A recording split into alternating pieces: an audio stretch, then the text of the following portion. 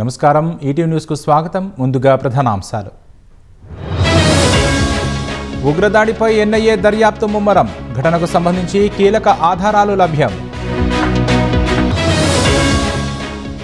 భారత నౌకాదళం సమర సన్నాహాలు.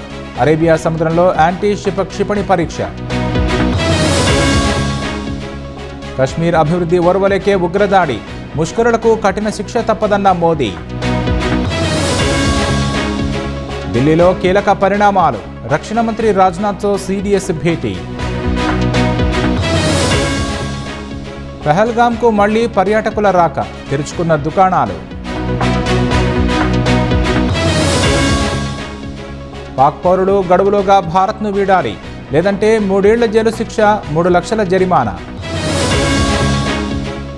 బైక్ను ఢీకొని బావిలో పడ్డ వ్యాన్. మధ్యప్రదేశ్లో 11 మంది మృతి.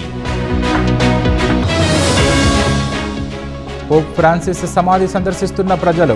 వీడియో విడుదల చేసిన వాటికన్.